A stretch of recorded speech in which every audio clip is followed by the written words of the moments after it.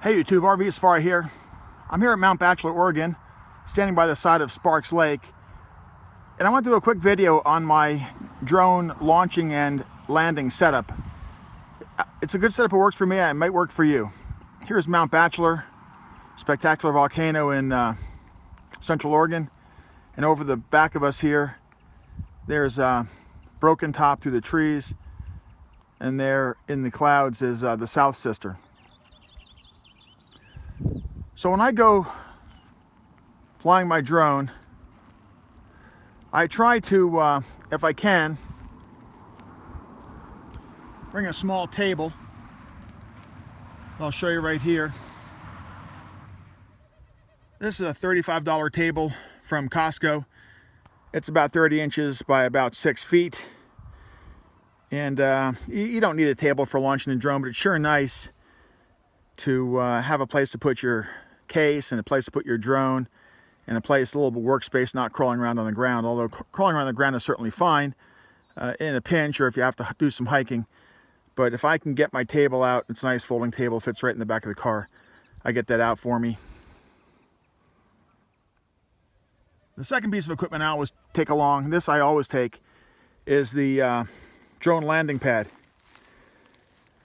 I went to the FAA website and got the measurements for the official heliport design from the FAA. So it's a scale version of that. The circle is orange, not yellow, because I'm in Oregon and I like the beavers. So that's an orange circle. But besides that, it's to scale. And I just laminated my drone checklist and taped it right to the launching pad. So every time I launch, the checklist is right there, easy to access.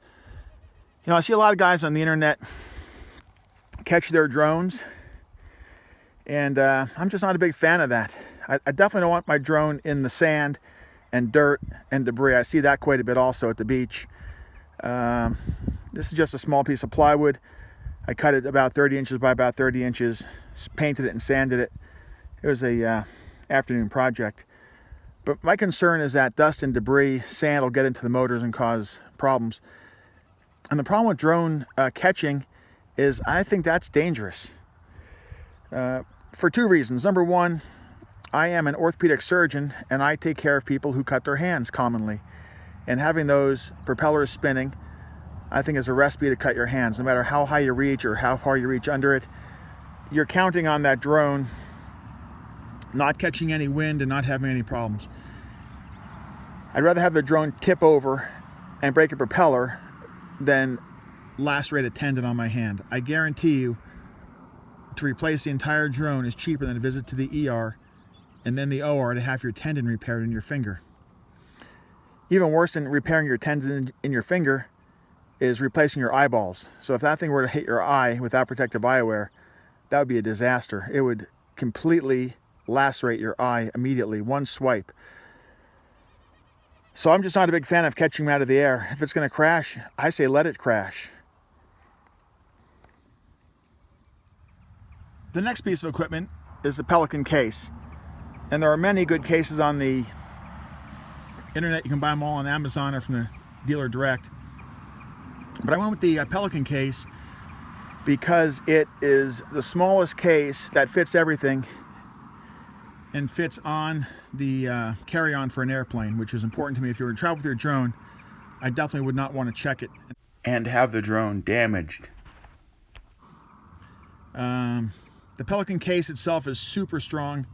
It's an excellent case. If we open it up here, inside the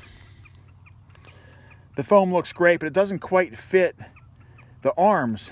The drone is a little bit tall for the cutouts. I'll do a case review at some point, but the foam doesn't fit perfectly. This easily fits 3 batteries. You could put a 4th battery in the drone, but again, as I've mentioned in a previous video, if I have the gimbal guard on the drone, the battery's out. I don't want any chance of accidentally turning the drone on with the gimbal guard in place and damaging the gimbal.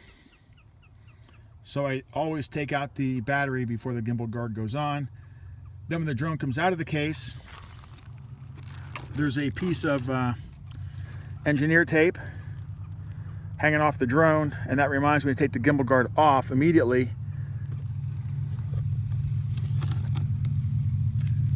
Prior to,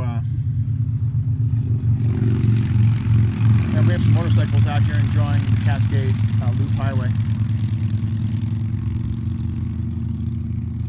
Anyway, as I was saying, the gimbal guard comes off before the battery goes in. The battery comes out of the drone before the gimbal guard goes back on. Let me show you one more thing I've done here to customize this that I think works really well. The propeller has these little tiny symbols for which way you turn the blade to lock it onto the Phantom. If the propeller isn't properly locked on the Phantom and it comes off in midair, you're buying a new Phantom pretty much. So what I've done is I just took a permanent marker and I marked a circle which is closing the loop and a direction to turn it on to attach to the Phantom. So I think that for me works really well. I can't really see the little tiny symbol on there. You can't even see it here in the light. Maybe that's more in focus, but just a little permanent marker, a little circle which means close the loop, and then an arrow so you can make sure your props are in the right direction. I'd like to thank my subscribers. I've added a few subscribers in the past couple of weeks. Thank you very much. Thank you for watching my videos. Hope you enjoy watching them as much as I enjoy making them. This is RV Safari, signing out from Mount Bachelor and Sparks Lake in Central Oregon.